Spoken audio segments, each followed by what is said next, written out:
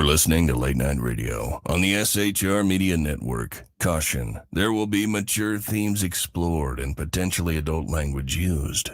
If conservatarian words, phrases, certain concepts, or rhetoric offends you, tune out now. I have come here to chew bubble gum and kick ass. And I'm all out of bubble.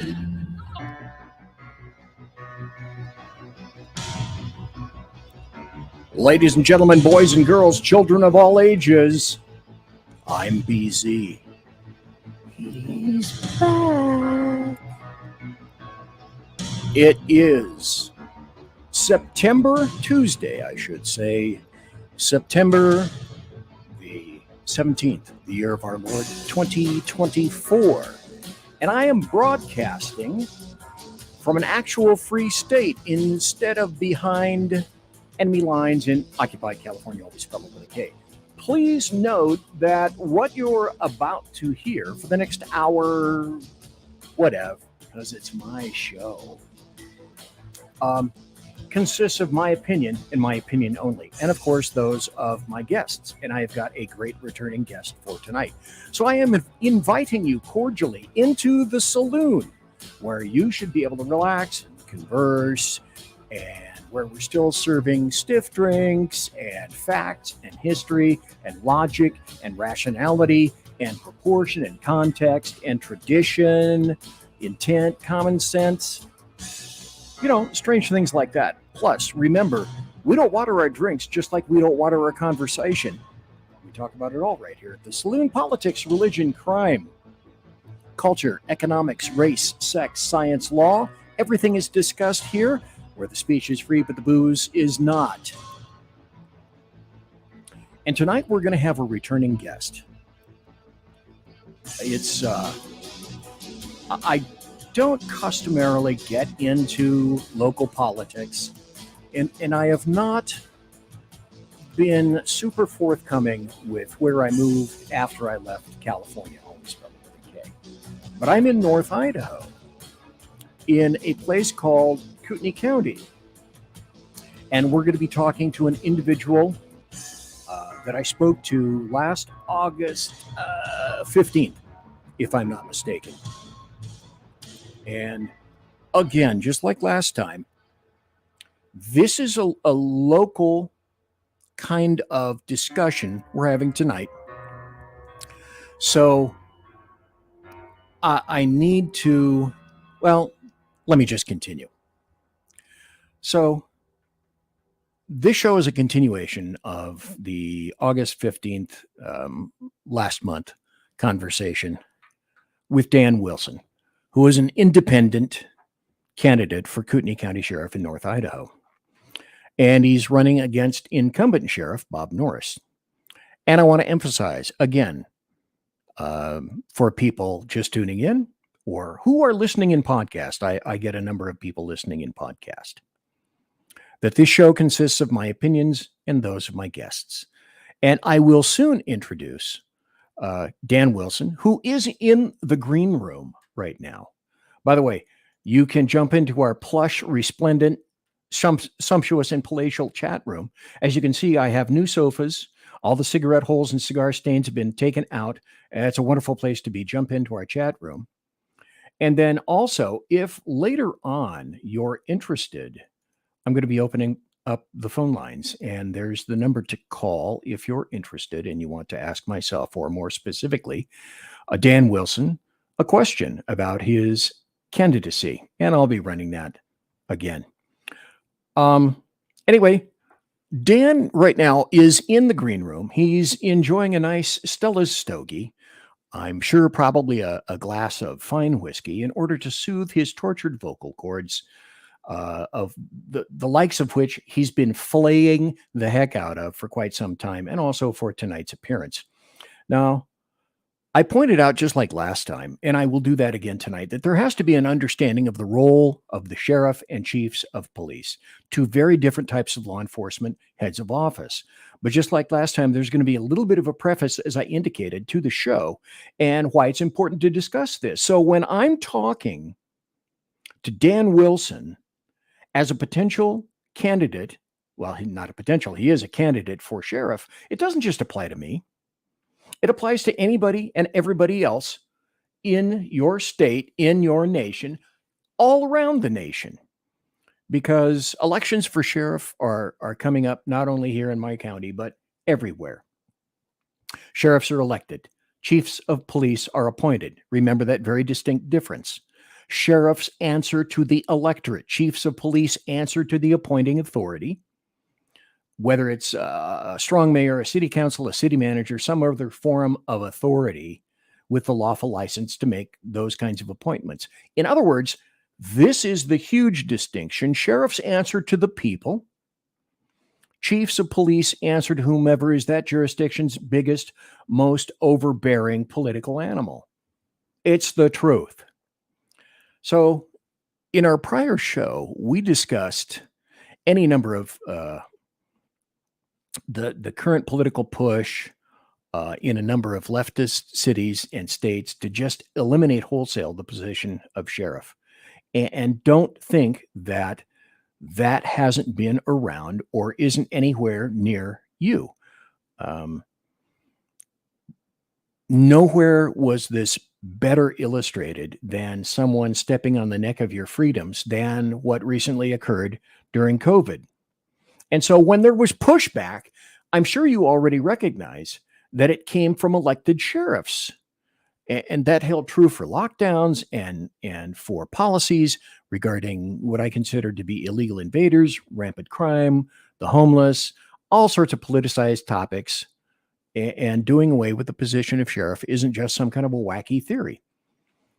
I don't know, 200, 300, 400 miles away from us, going west in King County in 2021, that's not terribly far from here in the state of Washington. They appointed their newest sheriff. The last sheriff to be installed via election was in 2018. So because sheriffs were not responsible to the leftist elements, my opinion, my show, then essentially leftists determined that they had to get rid of sheriffs because otherwise we have to be able to appoint them. If the electorate gets the chance to actually elect somebody that the powers that be don't care for, well, darn them. The other thing that I discovered last time, which is really weird and probably most people don't know, is right in Kootenai County, I discovered that the people of Kootenai County apparently flirted with an appointed sheriff as recommended by the Board of Commissioners. And it was Kootenai County citizens who voted that crap down.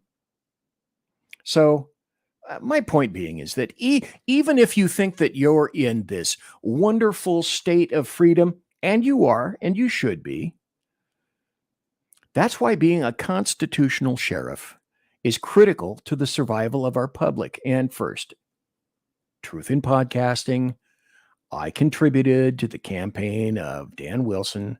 I attended a fundraiser for him this past September 7th. And so with that, I'd like to bring on Dan Wilson, not a Republican, not a Democrat, an independent who is a candidate for sheriff of Kootenai County, Idaho. So welcome to you tonight, sir, Dan Wilson. And how goes it with you? BZ, thank you so much for having me back on. I've been looking forward to this all week. I enjoyed my time in the green room. I just finished a Padron 3000. Oh, perfect. A little Irish whiskey tonight, because I wanted to just tap it lightly. And I'm drinking a cup of coffee right now while I'm speaking to you. So I'm excited to be talking about all the things that are liberty without compromise related. We went, last time we spoke, August 15th, we spoke for over 2 hours, almost 2.5 hours. Yeah. And you delineated your background, your motivations, your reasons for running for sheriff. So tonight I'd like to get into some different topics in some greater detail.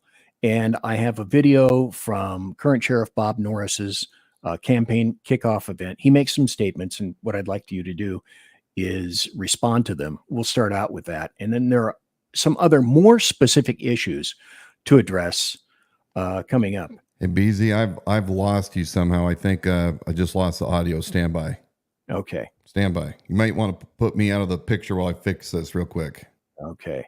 In any event, what we're going to be doing tonight is going over some more very specific events and some very specific things with which to address.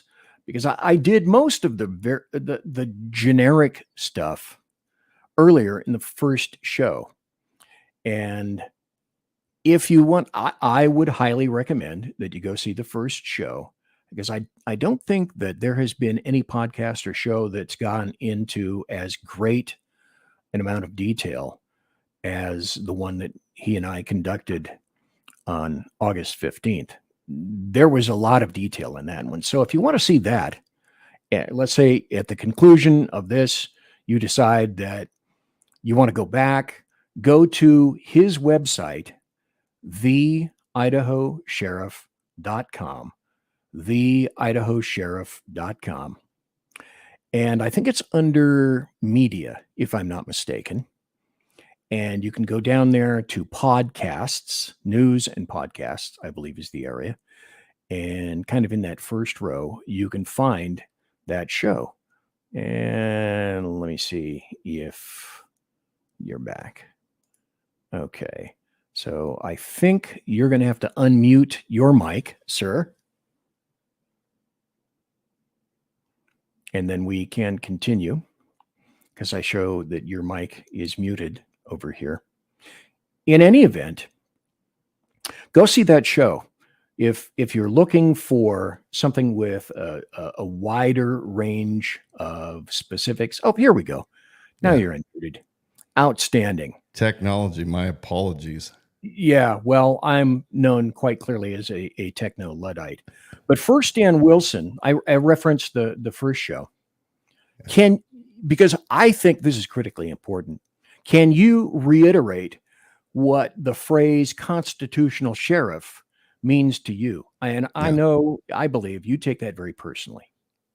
I do. Well, really what it is it's the style of sheriff that was many decades ago, back when sheriffs understood the delineation between the federal government and local government. Nowadays, it's kind of a buzzword, but what it means in practicality is a man that understands our history of this great country, all the way from when the Pilgrims first landed here and the Mayflower Compact, all the way through the history of the early colonists and the French Indian War, when afterwards the Americans decided that they were free men and didn't want to be under the thumb of King George and Parliament, all the way through the Declaration of Independence, the war that we should not have won, but divine providence allowed the Americans to prevail against the greatest, at that time, military force in the world.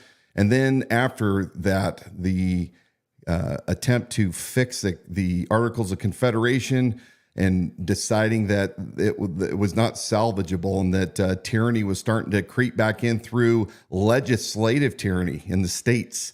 And this forming of the Constitutional Convention and penning that great document, the Constitution of the United States, a representative republic, the first of its kind in history, and the arguments that the founders, both pro and against the Federalists, that ultimately paved the way for the Bill of Rights. And so a constitutional sheriff understands all of these things. He understands their great heritage, and he understands what the intent of the framers were when they wrote those documents, the Constitution and the Bill of Rights. There is nobody better equipped to protect the people of his county, as the Supreme Court has ruled, the chief law enforcement officer, historically the sheriff, the best person to stand between an out of control, unaccountable government, federal government, state government, and the county citizenry is the sheriff, who understands what the intent of the framers was. So, because we're going to get into specifics tonight,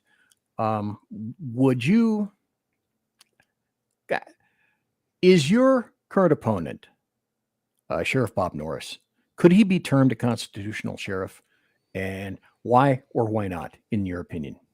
I would argue and say no. And the reason why is that it's like anything. If you're a professional at one thing, you reference a lot of your background. We all do it, whether you're a doctor, whether you're a contractor, whether you're a cop. And in 4 years, I've never heard Bob Norris ever utter anything about the founders and the Constitution. Now, he may claim something about a Supreme Court ruling when it comes to invaders here in the country. And he erroneously has stated things like Scalia claiming that any invader that comes into the country has all the same constitutional rights as a citizen of the United States. But Bob uses buzzwords. My opponent uses these buzzwords to con people into believing that he's a constitutional sheriff rather than the deep stater that he is. And that is this. Well, I'm pro Second Amendment, and I will never make you wear a mask. And lastly, I won't enforce any red flag laws. And to prove that I'll never enforce a red flag law, I wrote a statement out and then went down to the local Wells Fargo bank and had a notary notarize it, and I put it on my website. And see, right there, that means I'm a constitutional sheriff. And the fact is, that has nothing to do with being a constitutional sheriff. In fact, Sheriff Richard Mack of the Constitutional Sheriffs and Peace Officers Association, who's known Bob for many years, when he came to Coeur d'Alene back in April to put on a seminar, not only for the general public, but also for elected officials and law enforcement, he at that event endorsed me as the constitutional candidate in this race for sheriff, stating that Bob Norris is not a constitutional sheriff. So who better to hear it directly from the lips of the man himself, the godfather, if you will, of the modern constitutional sheriff's movement. So Dan Wilson, candidate, independent. Yeah. Darn me. Independent candidate for sheriff in Kootenai County.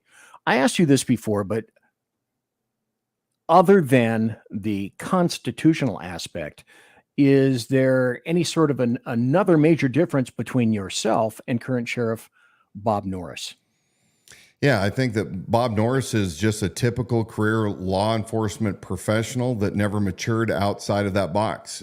His only experience comes from within working in a law enforcement agency and a very large and arguably a very corrupt sheriff's office, the Los Angeles County Sheriff's Department, where he put in 30 years. And the last several years, he was working under the Joint Regional Intelligence Center of Homeland Security. So, you know, that's his experience. My experience is I was a reserve police officer for 12 years. I put in all my time, took on the same responsibility, liability, did all the hard work, but I did it for my community for free.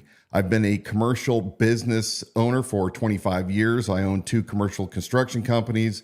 I have made jobs out of thin air. I have produced budgets from my own treasure, not taxpayer dollars. And as a leader of these organizations that are running very, very well, I have learned how to set the vision for my operations, and I will do the same thing with the county. I will actually lead with what's coming down the road, and I will prepare the people and I will prepare the sheriff's office to be able to face whatever challenges that we have coming our way. In the past 4 years, Bob Norris has not done anything of any noteworthiness for this community. In fact, if you ask people what has he done in the past 4 years to get us ready for the next time they attempt an end run around the Bill of Rights through another COVID or a cyber attack or a grid down, whatever, nobody knows what the plan is. And after 4 years, that's unacceptable. And that is why I am so vastly different from Bob Norris, because I actually see the danger on the horizon and I'm ready to take it on. I'll have to make up for lost time, but I have a plan and we're going to execute it to get this county secure. So, Dan Wilson, could we or should we, is this even something in the equation? Should we consider running government, specifically the sheriff's department, in any kind of a similarity to business? Shoot, government operating as a business, aren't there a lot of other things that unseen conditions that factor in, and that it's unpredictable? How can you predict something like that? Should we even consider running government, specifically the Kootenai County Sheriff's Department, sort of like a business. Yeah, similar, but not the same. Obviously, with business, our motive is to gain wealth, to be able to be a little bit more profitable than we were last time. Whereas government, the first goal should never be to be profitable because we're providing a service. It's a monopoly. Right. I mean, there is nobody else that can compete for the sheriff's contract, right? For the citizenry. But yes, when it comes to the administrative portion of a sheriff's office, it's very important that you have a model very similar to that of the corporate world, which is policies. Everything has to be driven by policies, and the policies have to be understandable to those that have to adhere to it. It has to be fair. It has to be articulated in a way that makes sense. There has to be training. You have to have resources. Your greatest resource, of course, in any organization is going to be your people. Well, bar none. There is not an inanimate object that compares to a human being that has a skill set. And so we have to take care of those resources. We have to take care of everything from the tools that the deputies need, the buildings, all the basics that we have to have in place in order to do what the sheriff's office is actually mandated and, why they exist, which is to secure the county, to take care of the people. So if you don't have all of your house in order, well, you can't do a good job at taking care of your customers. So it's similar in my business. Those things I just articulated, my men, my staff, our equipment, our buildings, all of that we have to take care of and be financially responsible. But also, if we don't take care of the clients who, we exist to take care of, well, then it's a lost cause. So yeah, you need somebody that truly understands what it's like for 25 years to continually be profitable year after year after year in order to stay in business without having to, fall on the back of the taxpayers because we did something wrong with a budget. I don't have that luxury in my business. If I fail, I'm out of business. And the men and the women who work for me, they don't have jobs to take care of their families, and subcontractors and suppliers, all that depend on us providing them work. It's similar in the sheriff's office, but unfortunately, government always has a way out. They can always blame it on somebody else. They can bring in unlimited resources, and especially they can break the back of the taxpayers by continually saying, you know what, we need just a little bit more, and it's all for your safety. As I indicated tonight, I'm going to be dealing with some things with regard to some more, much greater specificity.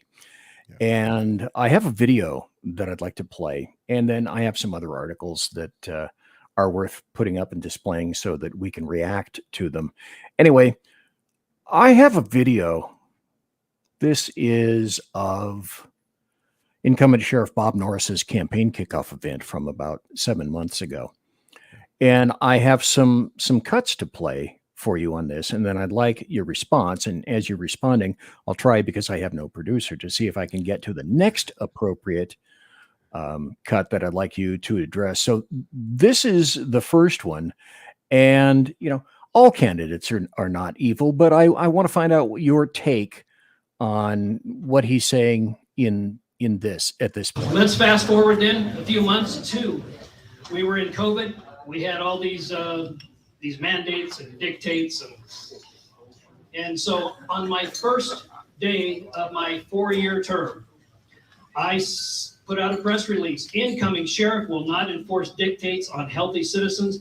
The Kootenai County Sheriff's Office the Kootenai County Sheriff will not enforce unenforceable law or executive mandates on its citizen. It is not law enforcement's job to get between you, your health, and your doctor. Enforcing criminal sanctions on otherwise law-abiding citizens goes against the fundamentals of the U.S. and Idaho Constitution.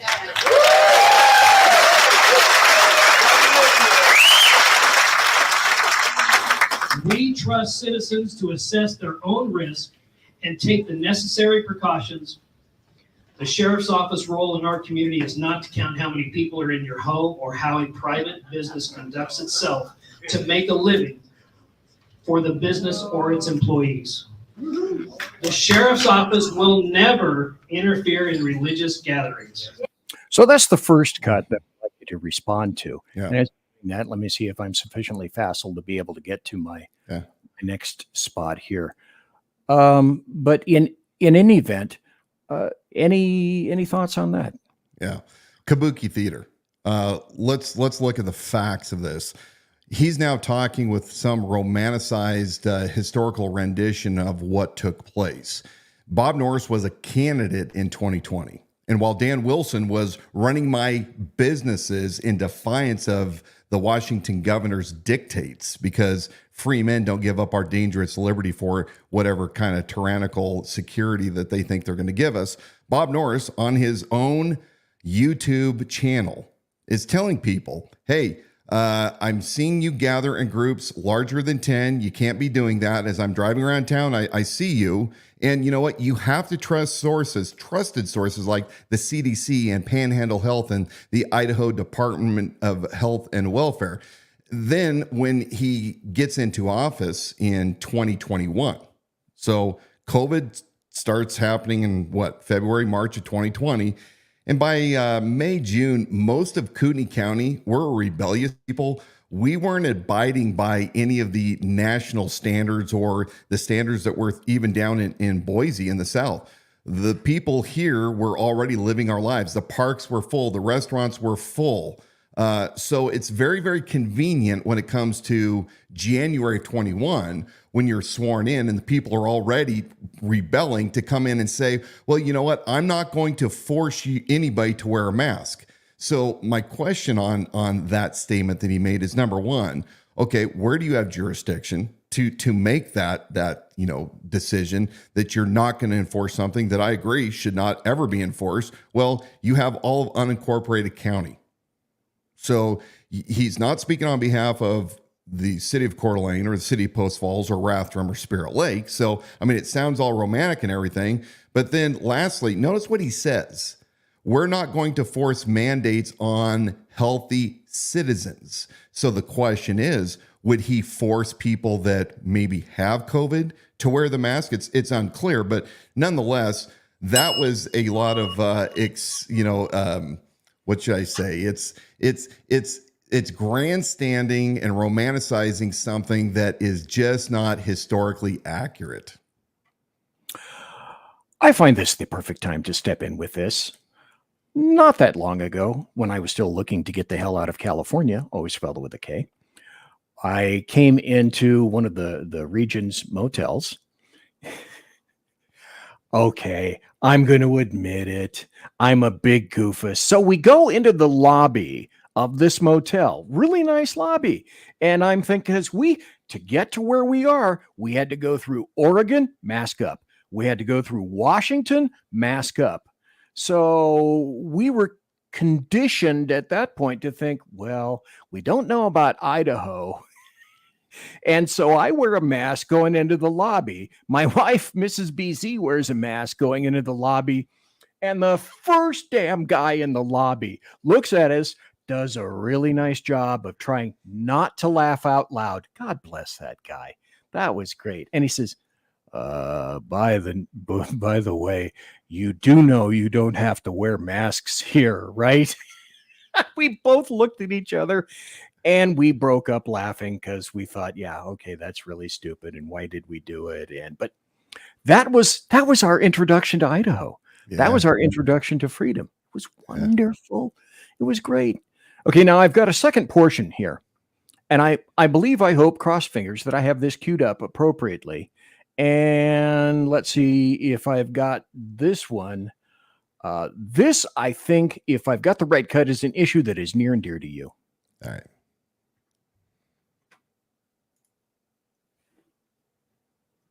(2023) is underfunding county sheriffs playing into the liberal playbook to defund law enforcement. So I've been trying to have this conversation with our governor and our legislature. And I am telling them that the property owner, where the sheriff's office gets most of their revenue, the property owner is the least user of law enforcement services. Can we have a conversation on user tax, sales tax, or income tax? Because it is not fair for the property owner to always be saddled with this. So that was the heading of this press release. Most of sheriff's office funding comes from property tax. I have asked for a conversation on sales tax and income tax. The property owner is the least user of law enforcement services.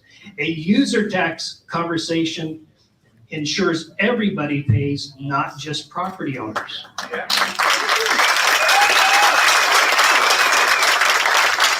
You know, I remember seeing a social media post on this after it was posted. And some guy, he's probably from Washington, and he says, well, that's not true, because when we rob property from your home, when we steal it from your home, you call the sheriff's office and you call law enforcement to report it. Really? If it's not even worth explaining on that guy. So that's a true story. All right, here's one that I think you're going to enjoy. Anyway, your thoughts about that? Funding, law enforcement, taxes, etc., items of that nature. Well, first of all, instead of going to the taxpayers and asking for yet another raise, whether it's through property tax, sales tax, use tax, whatever, taxes are taxes, right? How about we go through our own books and do a professional audit, a forensic audit, to find out exactly where we're spending the money, where it's going, if it's being spent judiciously, if it's being wasted, where can we cut, where can we reallocate so we focus on the most important aspects of what we're doing instead of just continually throwing the need of more money. And I think this is the problem with a career law enforcement professional who has, again, never made a job out of thin air and has never developed a budget by his own device from his own funds. The problem that Bob has is, and he's done this for 4 years, along with that special deputy of his, DC Matari County Commissioner, is always asking for more money. The reason I first decided to challenge this guy is because we were at a state town hall back. The legislators were meeting once a month to the public to inform us about what's going on, take question and answers. And Bob, before the event starts, comes up, commandeers a mic, and starts ranting and raving and blaming and complaining why he couldn't adequately do his job as sheriff because the state that was sitting allegedly on $1 billion wasn't giving him a fair share. And if they didn't fix it, bad things were going to happen. And that was the very first time listening to the same rhetoric, which has remained the same for the full 4 years, that I decided, this guy has no idea what he's talking about.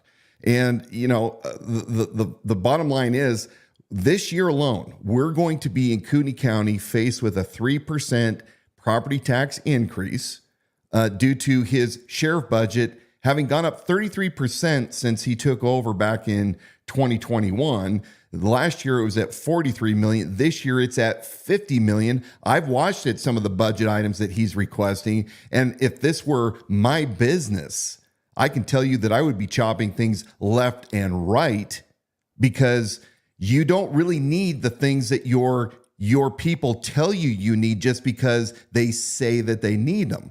And this is the problem. It's never enough for this guy. And I think it's ridiculous. I think it's inflammatory to say, okay, yeah, the property tax is paid by homeowners or those that own property. But here's the other aspect. Who else is going to be paying this use tax? I mean, if we're already paying for through our property taxes, what are we going to now, instead of paying more on our property taxes, we're going to pay more in sales tax or use tax? It's unclear. I think he needs to get his house in order first before he starts complaining about money issues. Let me go for this. And I want to put some things in perspective. I did this last show and I liked it, and I'm going to do it again right now. See the little red up in North Idaho? That's Kootenai County. that's where I live. That's where Dan Wilson could potentially be sheriff. And so we're way up in North Idaho right there. And again, for perspective, this is a closer look at Kootenai County, and it contains a number of the cities that you see right there. So it's a populated area, and it's got some mountains, a lot of lakes. Lake Coeur d'Alene, the city of Coeur d'Alene, are all within them. So that's just to provide a bit of a perspective of what we're dealing with here. I'd like to continue now this, let me go over here, and more from Sheriff Norris, and then your response, Dan Wilson. In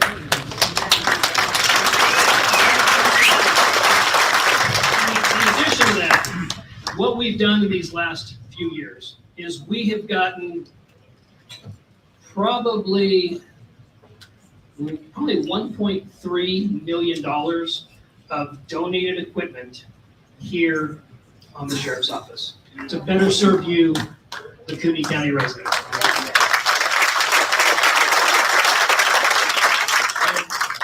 A guy who actually approached me with the thought of this, I actually told him no the first time, and I said, I just don't think we're there. And then we had the winter from hell, where we had officer-involved shootings, we had running gun battles. So Todd Stam is here, Todd, where are you at? Raise your hand. Todd was largely responsible for bringing that helicopter that we use for many of those high-profile investigations.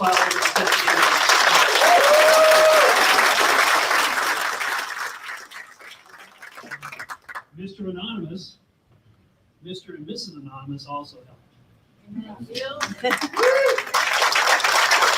So, Dan Wilson, any response to that information? Yeah, I mean, this is a much larger story, and we probably don't have time to get into all the intricacies of this. But in summary, this helicopter that we are now using, that is not owned by Kootenai County Sheriff's Office, and yet everything about it is tied back to the Kootenai County Sheriff's Office, and there's pay to play and all sorts of things and tentacles that have made this a mess. I think it's very, very dangerous when you're already at a budget shortfall to then decide that you're going to engage with this private entity to provide services that the county next door, an actual government agency, was providing for the same dollar amount. We were using, up until 2023, Spokane County's air unit. We had an MOU with them for $10,000 a year. They have multi-aircraft. They have hoist capabilities. It was a very good deal. But because there's deals to be made and back room, things that are done between different entities, we now have this big old mess on our hands of a helicopter that is not owned by the county, but yet the employees of the sheriff's office are tied into the ownership of it, and they happen to also be overseeing their own business. I mean, it is a mess, and I think that when we're talking about budget problems, it would have been far better for us to stick with the $10,000 a year guarantee that we had with Spokane, and to focus our resources on other more important things for the county. Look, we just don't have the terrain that Southern California does. We don't need an air bureau here.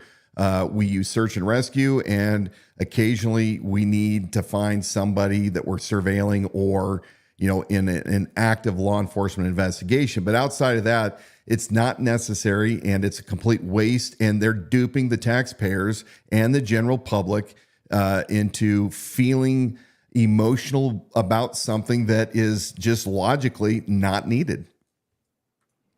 Okay, now back on March 14th, as evidenced by this writer to the Coeur d'Alene Press, and I think this was letters to the editor, Sheriff Bob Norris apparently called for some kind of a showdown to talk about various points and allegations. So there's more to this than the story, and this is what I would like you then now to fill in, if you would. Yeah. Well, when I first started running, as I've stated earlier, I started uncovering things, as you often do when you're actually engaged in a position that you're attempting to take over. And many people came to me and started telling me things that were going on, and I would research. Well, remember that Bob Norris, the current sheriff, is an elected official. That means he represents us, and he should be answering questions when we ask them.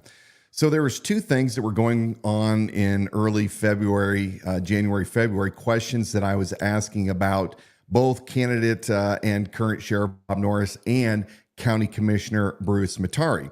And the very first thing that I was concerned about is the sheriff and his emotional volatility. Now, you and I both know, being men that were lawmen, how important it is that your sheriff is that beacon of solid steadiness, unmoving. It has to exude confidence.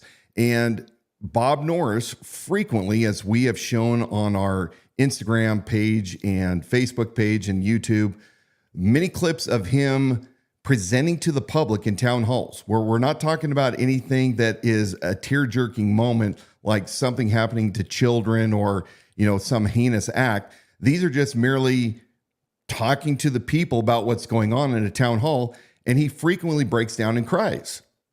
And it's very, very odd timing. It doesn't make sense. And it started making me very uncomfortable when I was at these town halls. And then there's the times where he's been caught violently getting into people's faces, not touching them, but with enough breakdown in his composure to yell at his constituents to get out of his face, get out of here. You ought to be ashamed for wearing a shirt that you are wearing, which happened to be an Eamon Bundy t-shirt. Now, all of that caused me to start questioning, why is this guy so emotionally unstable? And it had come to my attention that he was on a substantial disability retirement from Los Angeles County Sheriff's Office that he began getting in around 2014, 2015. This year alone, it's at about $187,000 in disability. Now, just because somebody's on a disability doesn't mean that they're a bad person or that, there's something wrong with that. But when you demonstrate a continual emotional, instability like he has been doing, we have to ask ourselves, knowing that he's on a disability, is he disabled in a way that could be potentially putting the county at risk? Does he have the mental capacity or the physical capacity to truly sit in this most important of all elected officials' office? Is he well to do that? So we asked this question, and what are the restrictions on your settlement? And I personally asked those questions, and he didn't like that. And rather than providing evidence to refute what I was asking or to answer my questions, he said nothing. Now, the second thing is, and this is, in my opinion, really bad. When Bob Norris was a candidate in 2019 and 2020, his campaign manager was a guy by the name of Bruce Matari. Bruce Matari came from Washington, D.C., and he showed up all of a sudden in Kootenai County, and he was the campaign manager for Bob. Bob is sworn in as the 13th sheriff of Kootenai County in 2021. Shortly thereafter, Bob Norris gives Bruce Matari, his former campaign manager, a special deputization. And you know, BZ, what a special deputization is. Basically, it is giving certain powers and certain, what would you call, it'll take me a second to think about privileges. Thank you. That, most law enforcement officers that have actually gone through an academy and the background checks and the polygraphs and the psychs and all those things that make us,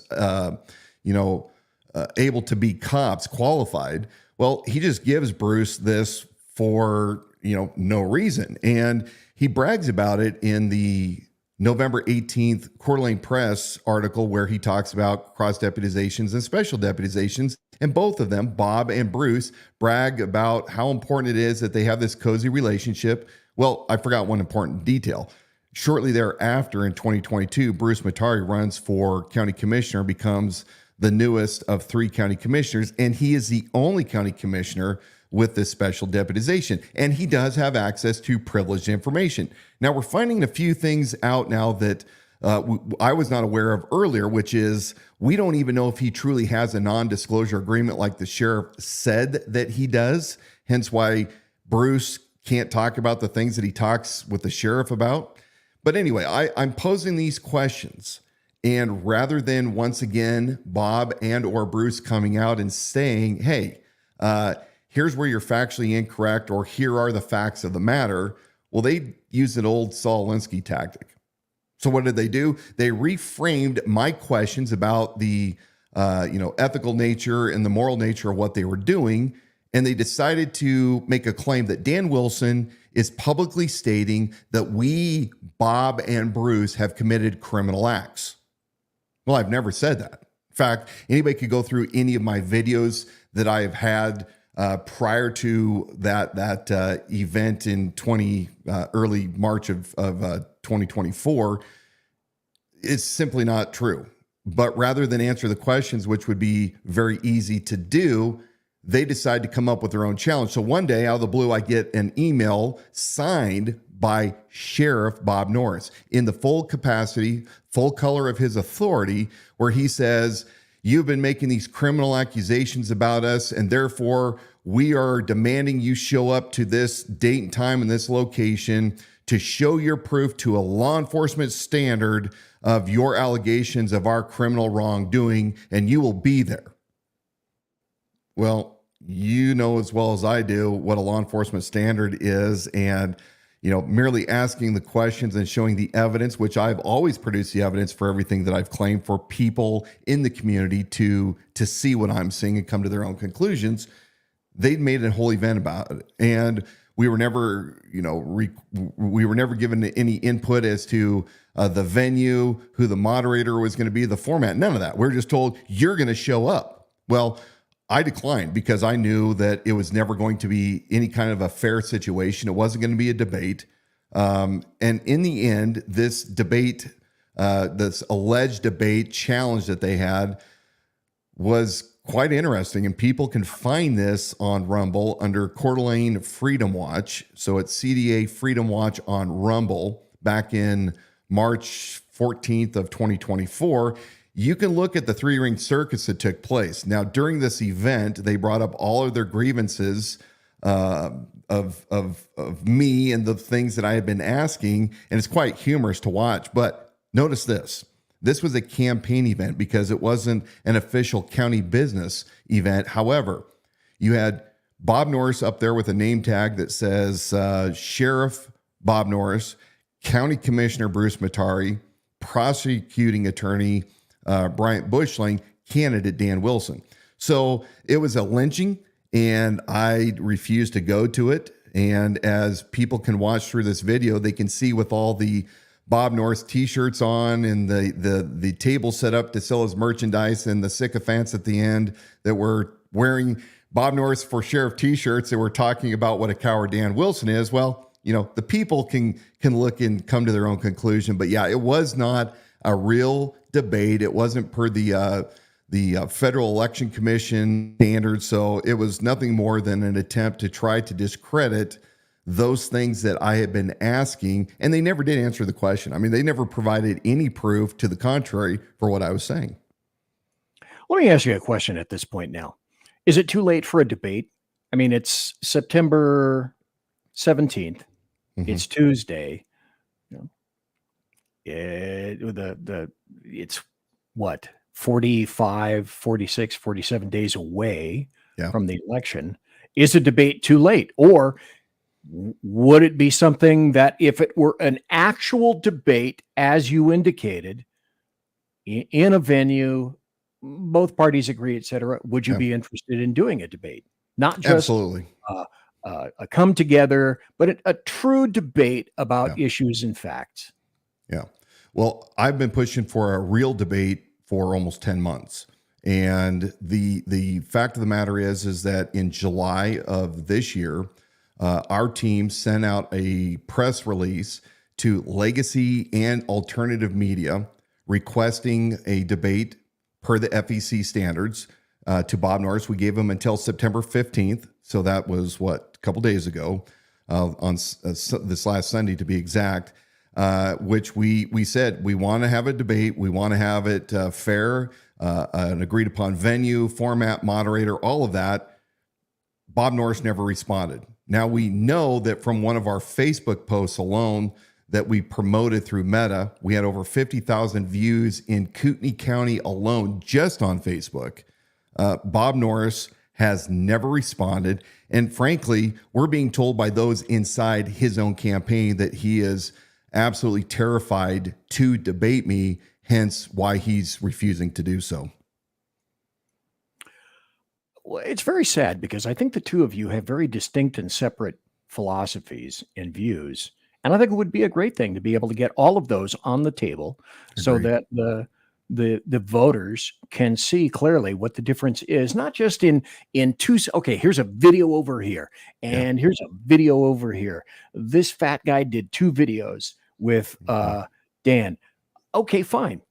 Let's see these two individuals that are interested in being sheriff of Kootenai County. Let's see what they have to say to each other, mano a mano, and directly to their face. I think that would be a wonderful kind of thing. Also, in the process of, again, doing show prep and research for this second interview, I came across an April 19th, let me put this up right now, 2024 article from the Idaho Report, which indicates unresolved issues with the Norris residency regarding residency requirements in the state of Idaho.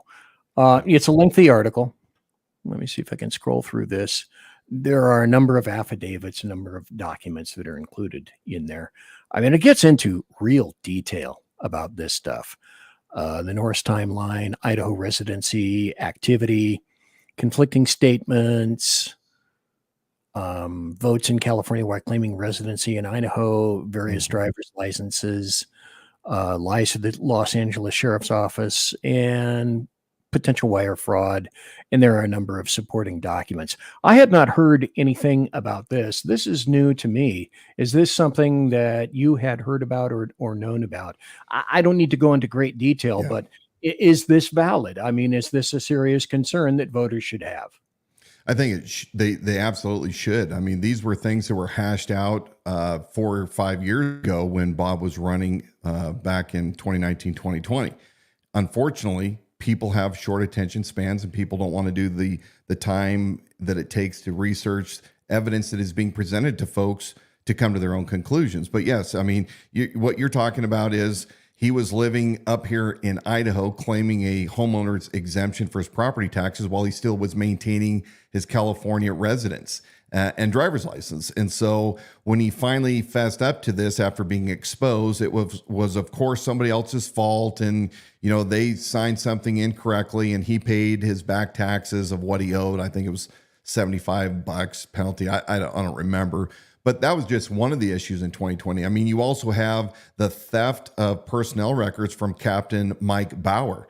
Mike Bauer was a retired LASD captain of major crimes and the Special Enforcement Bureau. He retired in 2002. He started at Los Angeles back when Bob was 6 years old. So, I mean, this is a guy that went through, you know, the Sherman Block days all the way into Baca and Tanaka. But Norris fraudulently obtained personnel records and lied, and we have those text messages as well when he was caught by the sheriff in Los Angeles after fraudulently obtaining these. But this is just one of many things that this guy has in his closet, that he always has an excuse, but doesn't really produce the receipts to indicate as to why he really isn't responsible for his own actions. And this is just more of the same of what we see from him.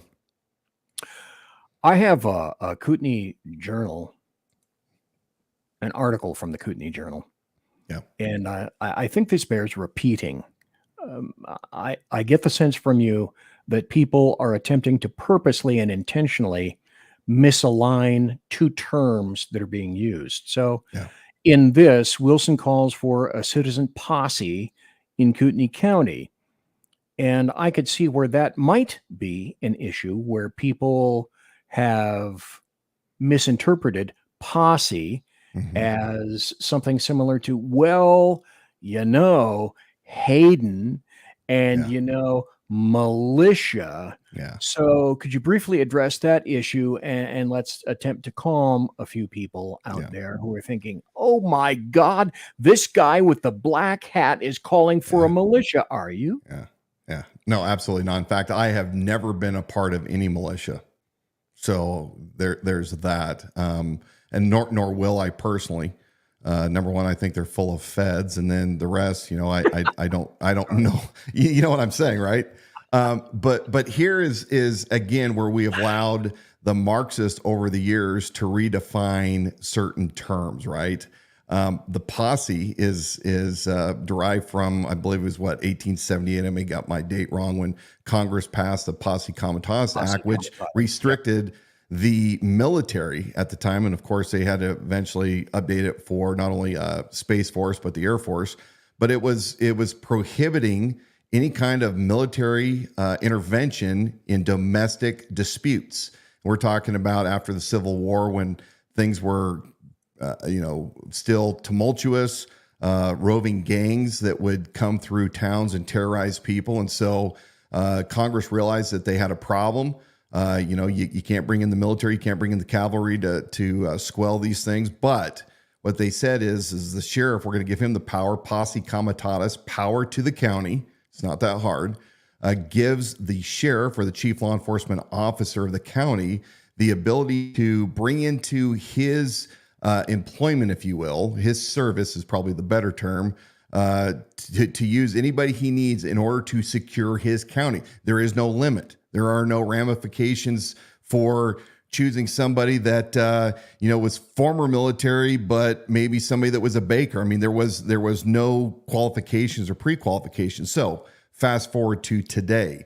In the state of Idaho, as is the same in many other states, the sheriff, by the Constitution, is required to maintain at all expense the security of the county. So a sheriff that forms a vetted volunteer citizens posse. We're not putting badges and guns on anybody. What we're doing is we're merely gathering into our fold people of all walks of life and experience and professions, and categorized and organized so that in any kind of an event, man-made or a natural disaster, we're not waiting for the federal government to come and save us. We're not waiting for the state to come and save us. We secure ourselves right here, right now at the county level. Now, when I was growing up, probably like you, BZ, I watched a lot of Westerns. And yes, I've been wearing a cowboy hat since I was 4 years old. I loved sitting on the couch with my dad on Saturday nights watching Maverick and Paladin and Bonanza and, all those greats.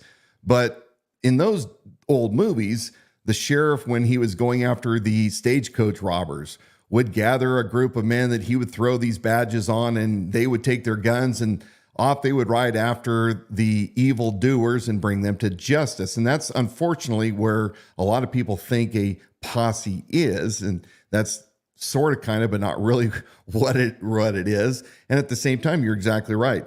We have been forced fed this lie for years that Kootenai County is a racist county.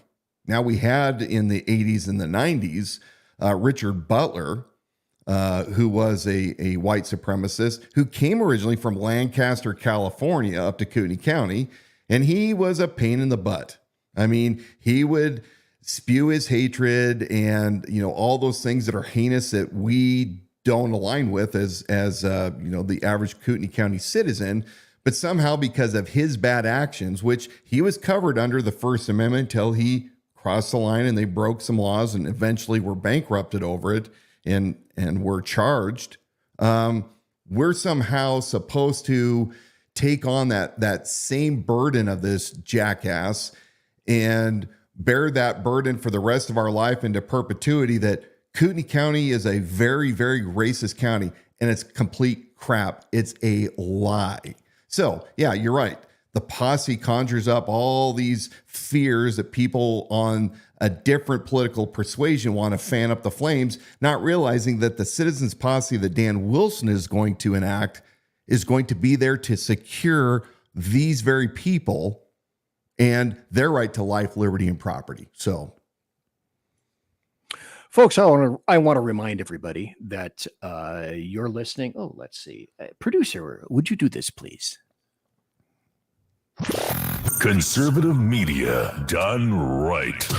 You're listening to the SHR Media Network. I'm BZ on the SHR Media Network, and I am broadcasting live on rumble.com. And over to my, over here, I always get this backwards, is Dan Wilson, an independent and a candidate for sheriff of Kootenai County. So I have tons of more details to speak about. So Dan Wilson, on June 2nd of 2020, a bunch of citizens showed up in the streets of Coeur d'Alene amidst information indicating that elements of Antifa and other possible violent groups were intent on coming to the city. And of course, people poo-pooed this and said, oh my gosh, you're called Gun Delane. And let me see if I can, let's go over here and scroll down through this. This is from the Coeur d'Alene Press. And the thrust that I think they were intending to pull off of this was, oh my gosh, you horrible Second Amendment lovers, you gun displayers, you evil people, you right wingers, you nuts wearing tinfoil. I should like to remind everybody of what the temper of the times was back then. Yeah. This is the summer in the year of 2020.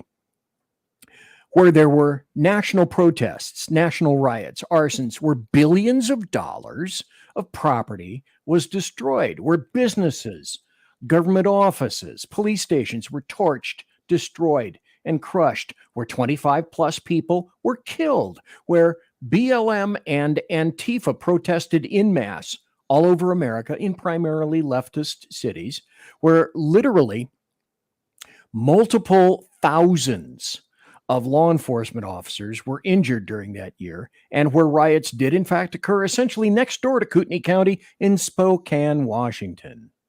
So any thoughts on the evil citizens who decided to arm themselves and make a public display of it in June of 2020 in what some folks began to term, like I said, Gun Delane?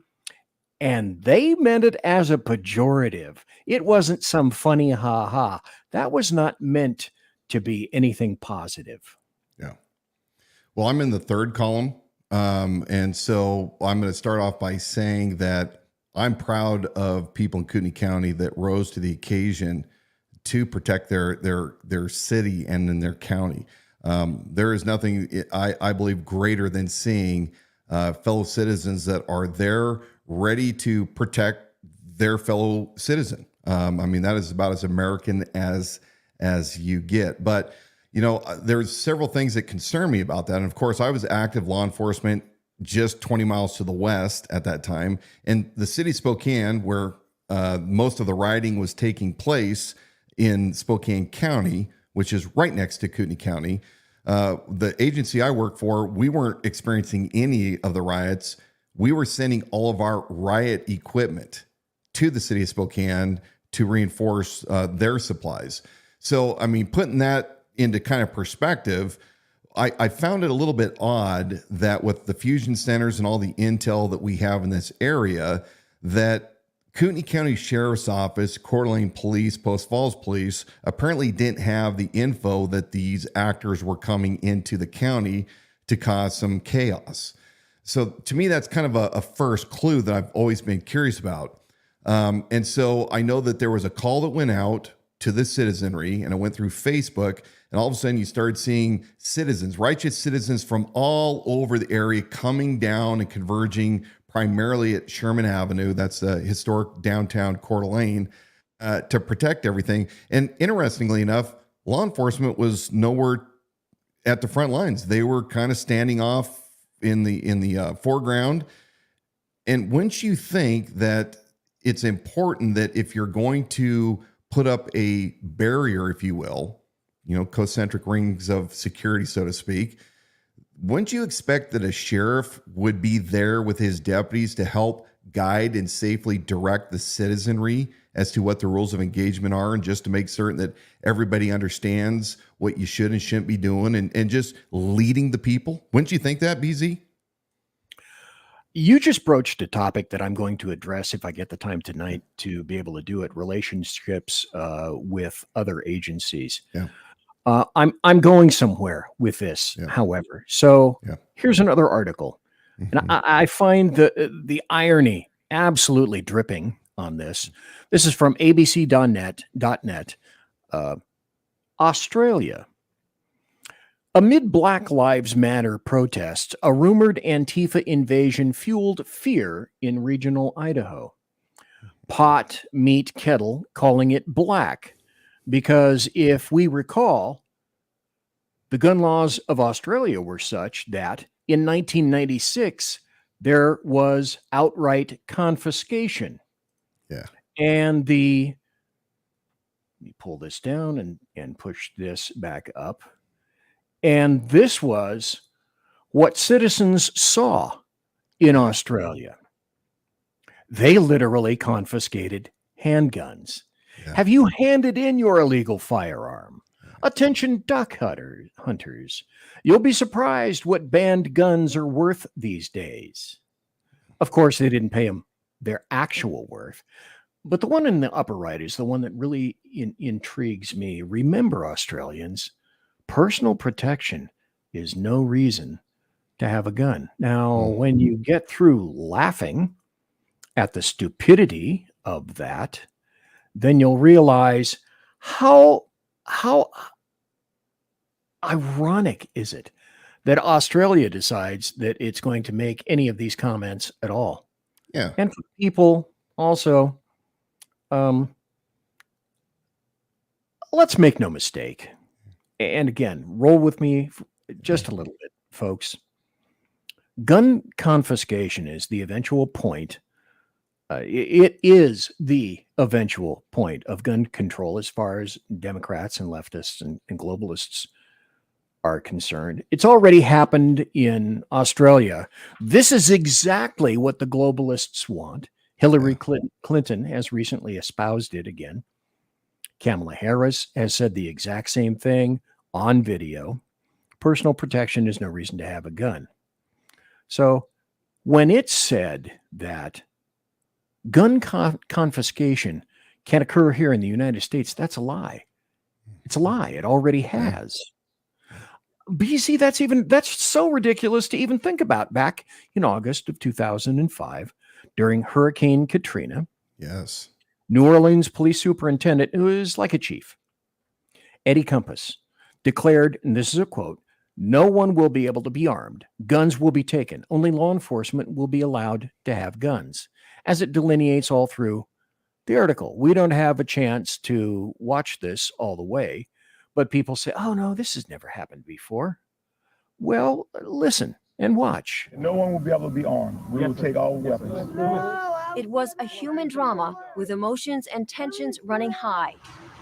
Patty Connie is still trying to recover physically and emotionally They really did a number on me. from the day police forced her from her home. It was traumatic.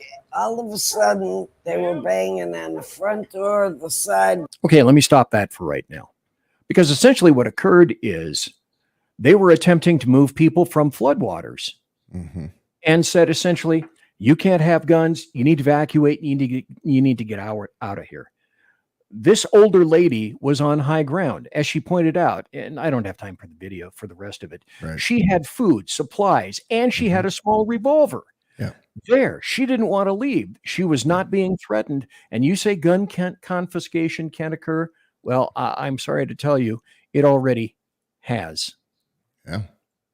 There's another look at all the gun laws that they've passed over the years are definitely a reflection of that. I mean, you look at the state of California and even Washington State. I mean, they do it in all sorts of manners and means. So yeah, you're exactly right. I want to point out this. We're getting close. Thank God. Everyone is saying we're getting close to the end of the questions that I have for tonight. we know that gun confiscation can occur. It's the ultimate goal of things. Mhm. I have stated, and it's no shock that I am a conservative. I'm not a Republican. I am not a Democrat. I am, and I have been, a registered independent for quite some time, for reasons that I shall not go into here. But I want to bring this issue to the stage now and ask you about this, because there's this article, which was August 14th, and I want to discuss this with you. First, for people who don't know what this issue is, I want to read the story, because this isn't just applicable to, Idaho. It's applicable to your state as well, wherever you are. The headline is Twin Falls Gun Shop, Police at Odds Over Alleged Gun Registration Program. Several gun shops in Twin Falls are alleging the Twin Falls Police Department is maintaining a form of gun registration and that the police are trying to force them into the program under the threat of law.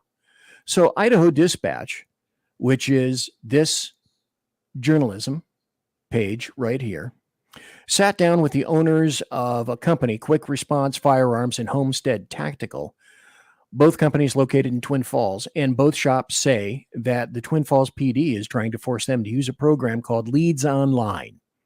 They claim the program not only acts as a de facto gun registration program, because it requires personal information about the customer selling the gun, as well as information about the firearms being sold. So TFPD said that told the gun shops that the program helps them catch criminals faster. So the dispute between the gun owners and the police department, and the gun shops, is over secondhand purchases of firearms by the gun shops.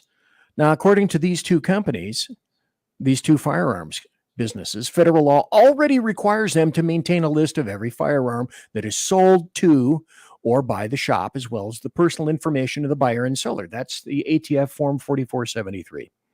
The gun shop maintains an acquisition and disposition log with every customer's personal information as required by the ATF. Both gun shops say the log is maintained offline. Customer personal information is protected, and personal information is only disclosed in the event of an investigation. So there's an issue here. The people in the gun shop say they purchased over 8,000 firearms since they began business in 2019, and that to date, there are only 2 stolen firearms they have ever had. And the one owner says he has not had any stolen firearms sold to his business to date. So who owns Leads Online, and where does this information go? Now, Leads Online says they do not sell information gathered during the program to third parties. The concern is by the businesses. I want to show you another article that I dredged up. This is also from Idaho Dispatch. And the headline is, all law enforcement nationwide has access to Idaho data at center of gun dispute in Twin Falls. Idaho Dispatch has learned that Leads Online allows law enforcement in all 50 states to access its database if a user's agency has paid for that specific level of access. Thoughts on this, Dan Wilson? Well, look, I think this is, you're going to find that the owners that are promoting this and buying into it are progressives. I haven't looked myself to find out where all the roads lead, but yeah, dangerous things. I personally do not believe that firearms should be registered, period. I think you should be able to buy one and walk out with it. And you know, that should be your privacy. But again, because we have acquiesced a lot of our liberty over the years, all in the name of safety, because you know that every person that uses a firearm to commit a heinous crime or acts of violence, you know, they always obtain them legally, right? I mean, how many times have mass killings taken place by those that, you know, lawfully, right, were able to have a firearm? So this is nothing more than, you know, a backdoor to invade people's privacy and start these databases so that the powers to be will know where to find these firearms and, more importantly, these owners when that time of leverage is coming. And I'm afraid it's probably a lot closer than we suspect. Let me mention this. So let's get down to brass tacks, because this is quite frankly, where I'm going. Period. End of statement. If you, Dan Wilson, were ever given an order from the federal government, the state or local government regarding wholesale firearms confiscation, notwithstanding, individual lawful warrants involving individuals suspected of committing a crime with a gun, would you ever deign to consider intervening in such a way as to remove firearms from lawful possessors? It's a simple question that most people won't answer. Yeah. Well, the answer for me is absolutely not. We will not ever allow that to happen in Kootenai County, not by any stretch. And we will use whatever means necessary to defend our rights, because that is one of our guaranteed protections in this thing called the Bill of Rights, article or, amendment number 2, the rights of the people to keep and bear arms shall not be what? What is Infringed. it? Infringed. So pretty clear to me. I think we need to get back to where our laws are easily interpreted and aren't full of a bunch of hidden meanings that these scholars want to somehow derive out of, those simple sentences. And here's where I'm going. And this is why I'm going there. And that's why this show and listening to Dan Wilson is so important as a constitutional sheriff. This is not applicable just to my county, just to my state. It's applicable to everybody else all around the nation. Your county, your state. Blue or not, what will your people do when placed under pressure? Yeah. I found some very interesting things. Obedience and conformity. We already have experiments that indicated. Here's the Milgram experiment. It was conducted in the 60s. It tested people's willingness to shock, literally electric shock, other people if they were instructed to do so by an authority figure. 65% of the participants agreed. Oh, they'll kill somebody if an authority figure told them to do so. The Ash experiments in the 1950s concluded that people were willing to ignore reality in order to conform to the group. And this is why I'm going somewhere with this, and why this point is so critical and necessary to be emphasized. I have a copy of this book, Ordinary Men. We're going back to the 1940s, documented in this book by Christopher Browning, which illustrated how those ordinary men were willing to commit mass shootings, atrocities, roundups of Jews to camps because of group setting pressures, committing actions they would never do of their own volition. Now, we're saying, and again, oh, BZ, don't be stupid. This can't happen here.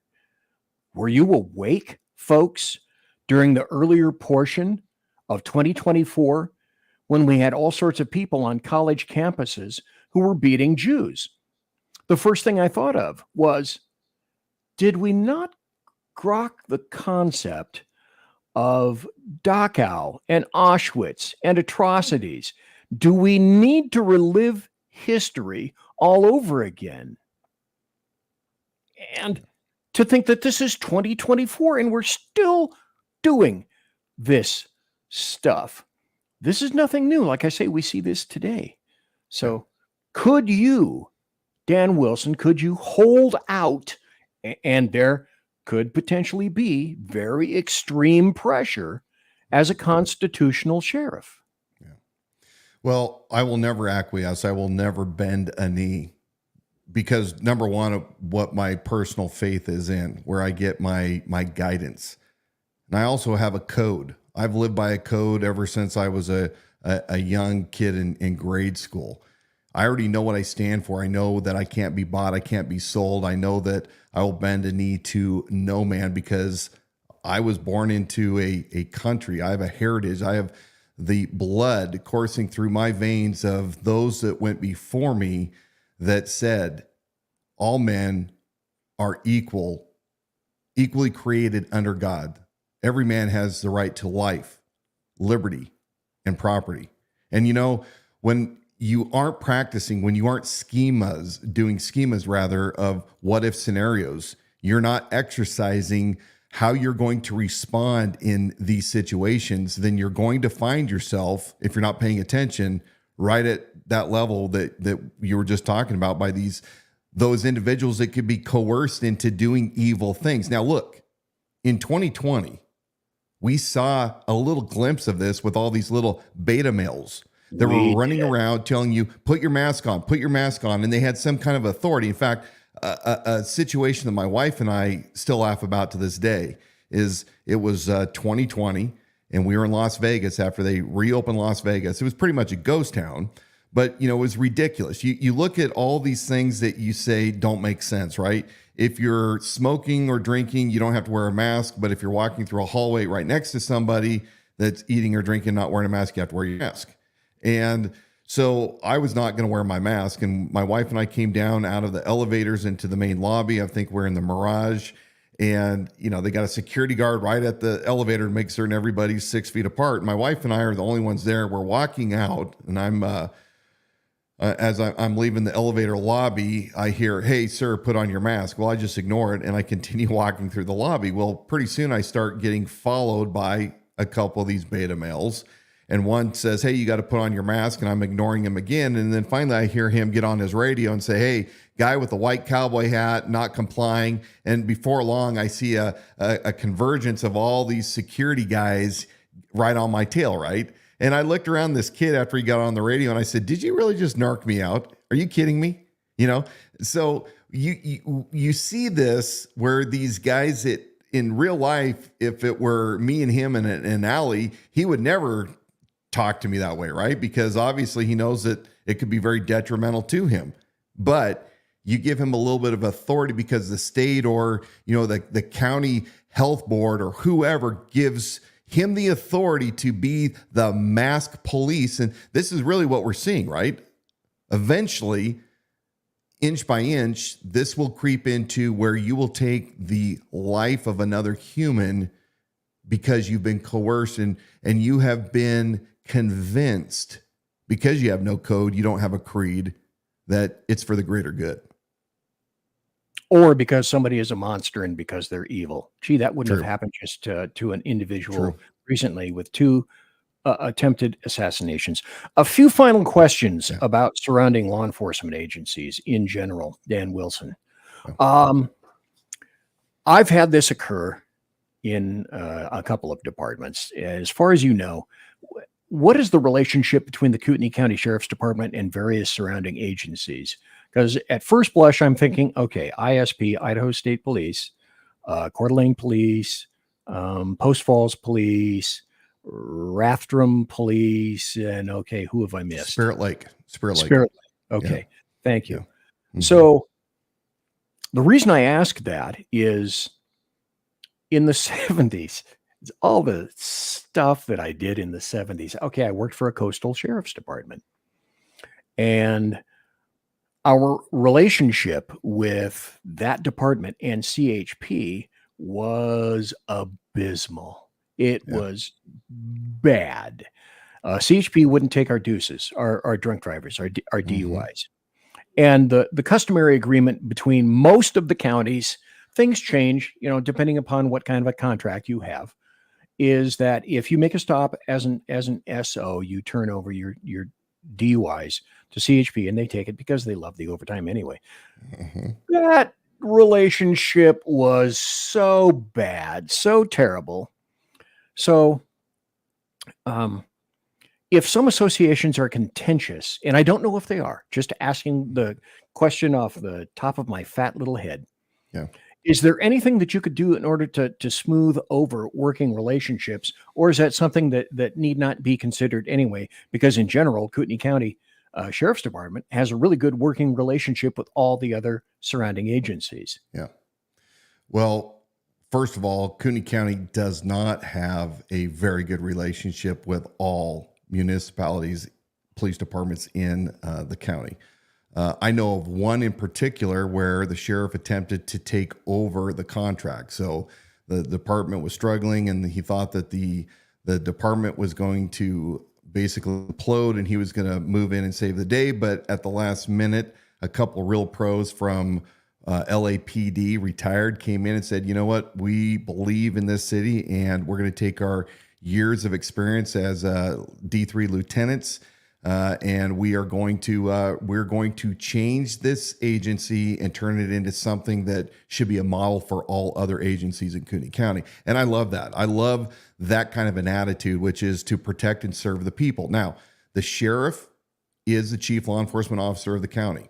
So regardless of whether his citizen lives in Post Falls or Rathdrum or Coeur d'Alene, the fact of the matter is all those citizens are still the sheriff's citizens to protect. So the sheriff should be reaching out to every chief and working with those chiefs to find out how the Kootenai County Sheriff's Office can serve them in their communities. What resources can we assist with? And I'm also a huge believer that we also need the chiefs and their experience and their wisdom and their expertise in areas to say, hey, this is what you've done over here. Help us. How can we make things better in Kootenai County by working with some of your expertise? So I believe that to do anything less than to, as a sheriff, be a servant and go around to all of the other agencies and try to foster a relationship of cooperation for the citizens is anything less is completely ridiculous and should not be tolerated. Now, another thing, sheriffs, as we've talked about earlier, some have a lot of law enforcement experience. Some don't. Myself, 12 years as a reserve. I get it.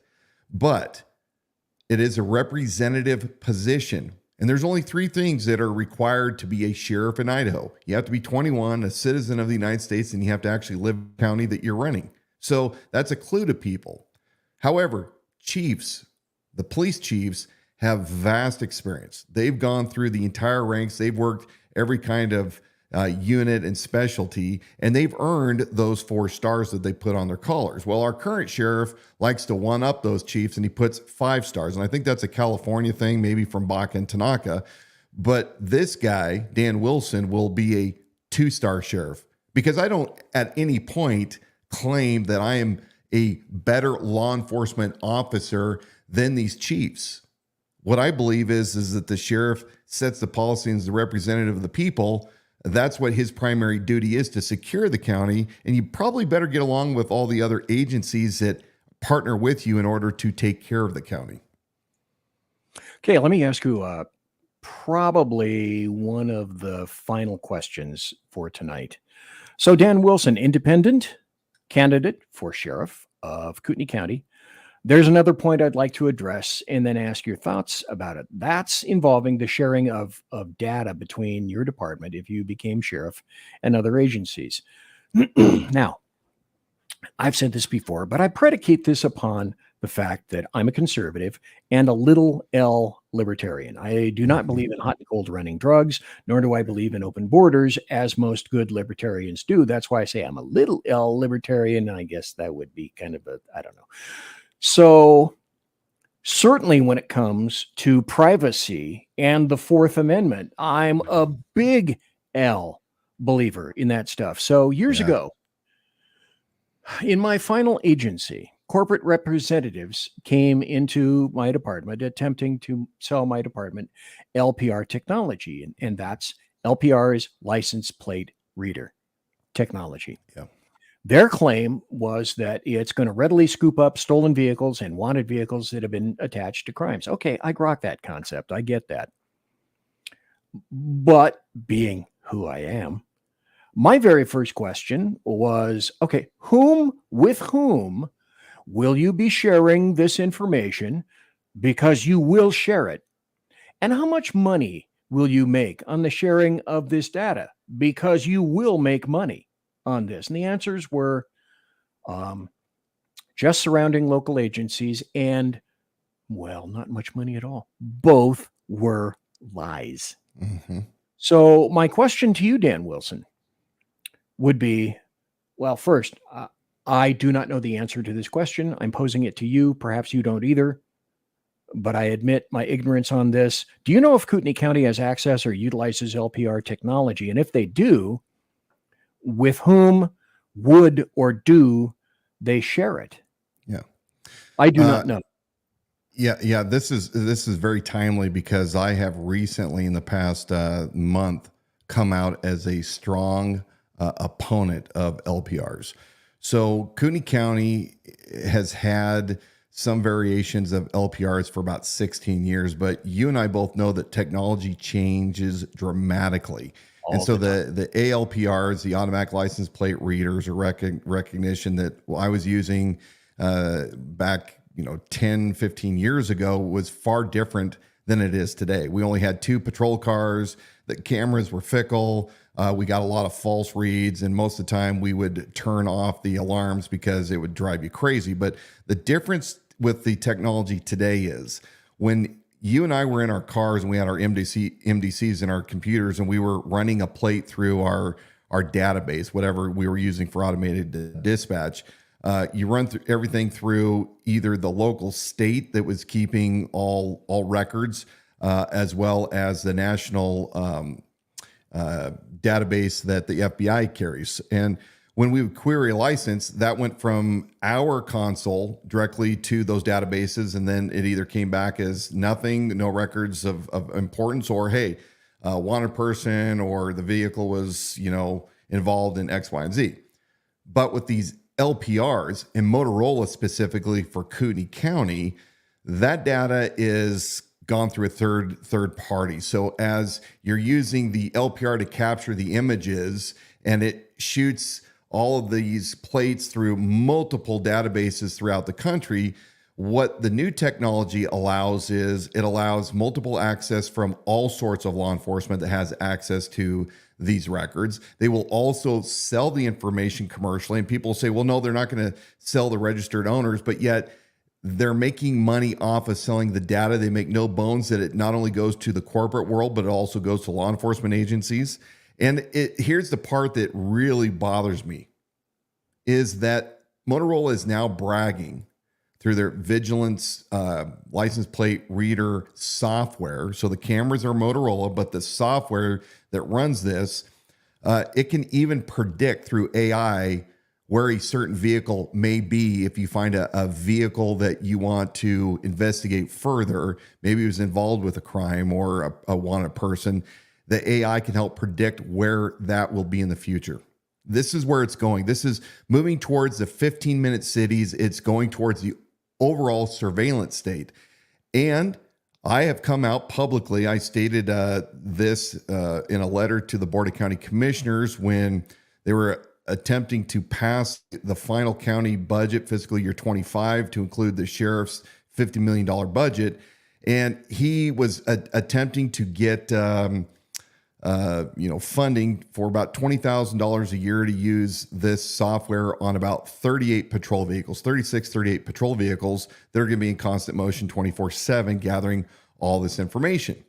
And as soon as I got done having my letter of opposition read into the record, he came out and immediately started discussing, hey, this is powerful information, and I would be afraid if a inexperienced candidate that's running were to get a hold of this data. But by the way, we're going to put policies in place, and we're going to do this, and we're going to do that, and we're going to secure people's rights. And you know what? From now on, before we officially use this, we're going to have a couple more town halls and get people's input.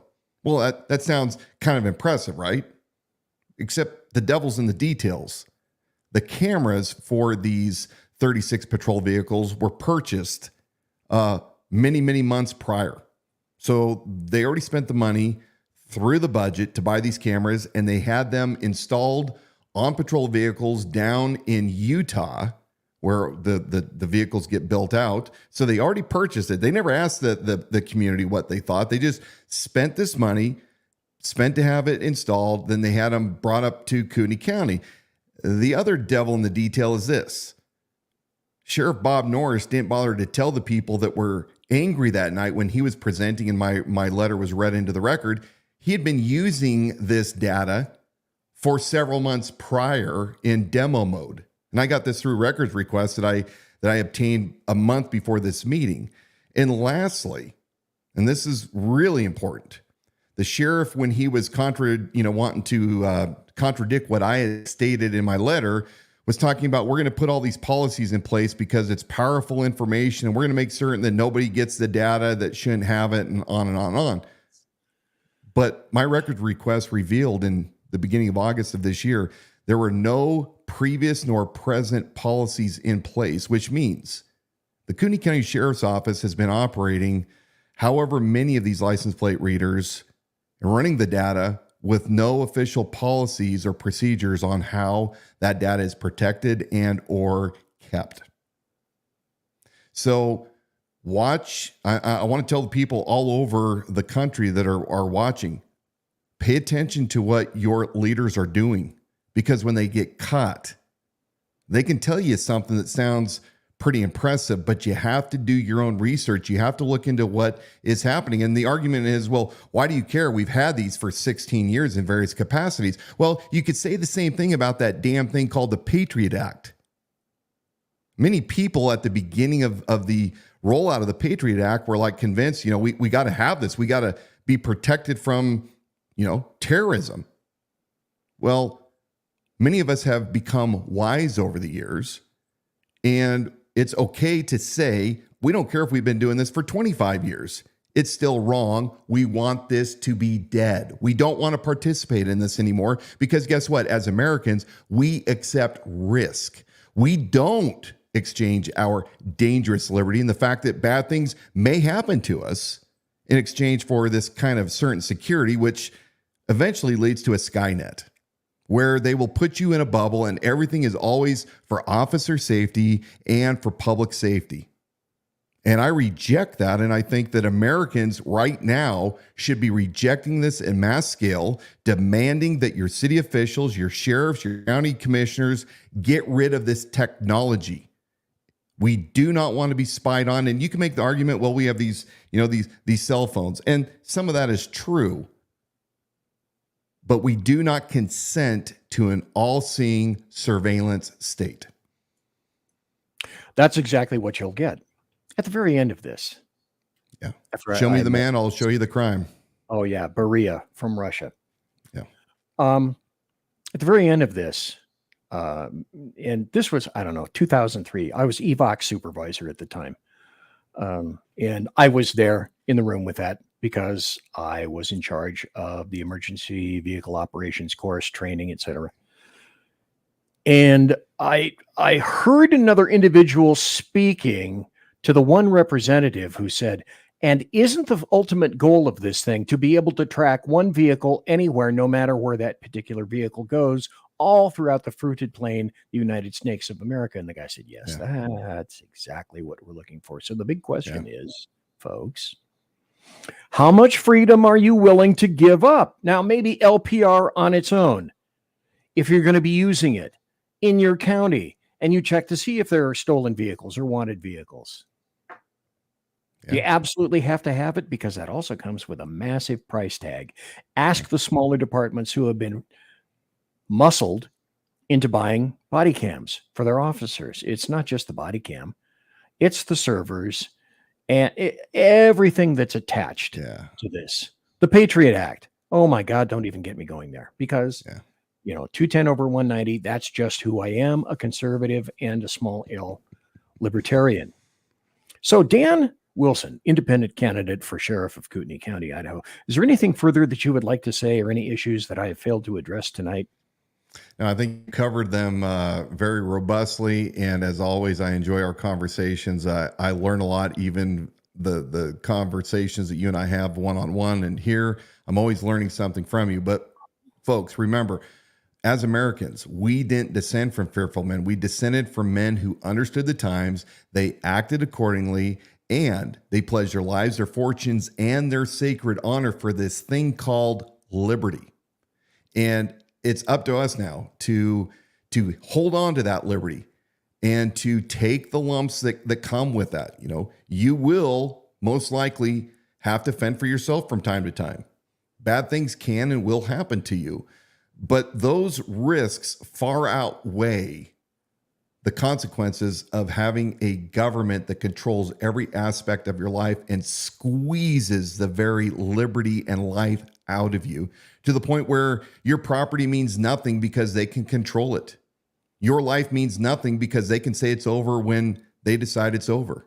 So If you're out there right now and you're vacillating as to whether or not you need to get involved, whether or not you really should be concerned, start vetting every one of your representatives, find out their financial ties, find out who's donating to them, find out their business past, find out everything you can, because I'm afraid that we have been infiltrated by a lot of people that are calling themselves American conservatives, whatever you want to call it. But in reality, they're not the people that they say that they are. And even those that will cry others are rhinos, in my experience, have been often exposed to be worse than the rhinos that they're claiming. So pay attention, but do not ever, ever, ever give up your dangerous liberty. Love people around you. Always take care of folks that you can when it's within your ability to do good to others, and stay strong and courageous through everything. Always have hope. And I just hope that this country will be able to hold on to this republic, that will be able to awaken enough people to take back the liberty that is being taken as we speak, and that we can survive for another 250 years. Dan Wilson, thank you for being here tonight. Tell people before we go, because this is where I found it.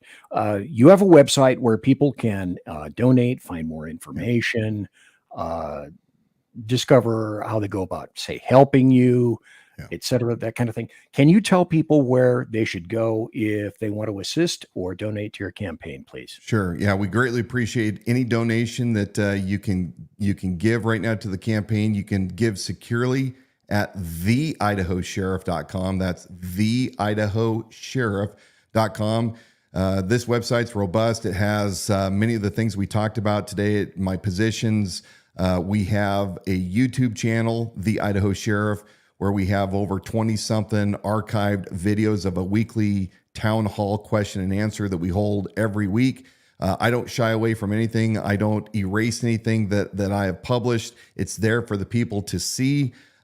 We also have all of our social media, The Idaho Sheriff, on Instagram, X, and Facebook. A live event, again, as I said earlier, every Wednesday night, 7 p.m. Pacific Daylight Time. Come see us, ask your questions. Let's have a discussion. But more importantly, spread the message of liberty without compromise all around. If you can in your Kootenai County, join up with my campaign posse. We need people helping us wave signs. They say that a independent can't win in this county. And you know what? I believe that an independent can and will win, because the people are waking up and saying, we're kind of tired of this two-party system. We're seeing what Washington warned us about, and that is parties that exist only for their best interests. So theidahosheriff.com. Thank you so much again, BZ, and I'm looking forward to another stick and some fine whiskey with you, brother. Hey, wouldn't that be wonderful? I also want to, if I could put this up for a second, just very briefly, I want to talk to Dan about that. Okay, I'm not gonna Bigfoot myself, but Dan Wilson, would you be interested in coming back for a final time before the election? Maybe say towards the end of September, because there are still some things that I would like to chat with you about. Yeah. One of them is an article that just came out recently, and you can go to his site and read about it, but I would like to talk to Dan about that. So would you be interested? It'll be a shortened format. It won't be, 75,000 hours like it was before. So would you be interested in coming back for kind of one final shot? I wouldn't miss it for the world. And by the way, the time that you and I are together goes by so quick. I don't even know that an hour or two has passed. So I just greatly enjoy the conversation with another fellow brother. Thank you ever so kindly, folks. That was Dan Wilson, independent candidate for sheriff of Kootenai County. We're going to have another amazing revelation with him. But for right now, I have to say this. Montreal has been locked.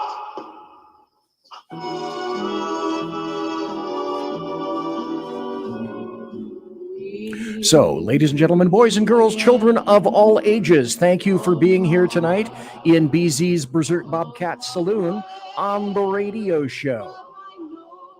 Thanks to my guest tonight, Dan Wilson.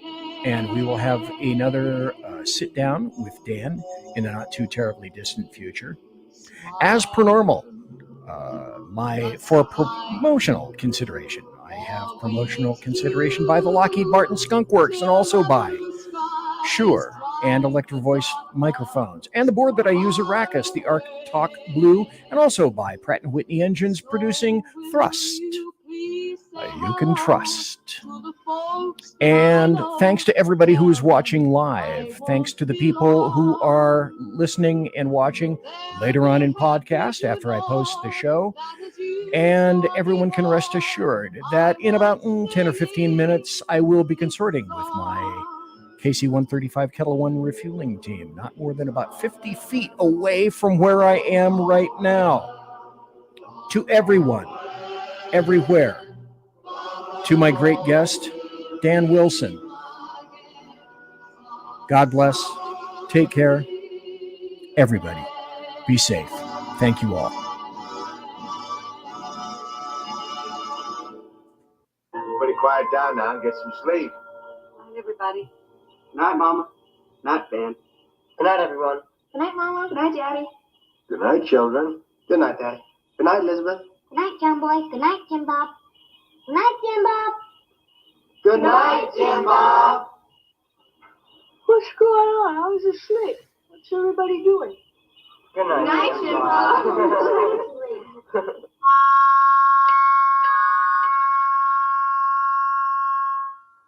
Good night, and good luck.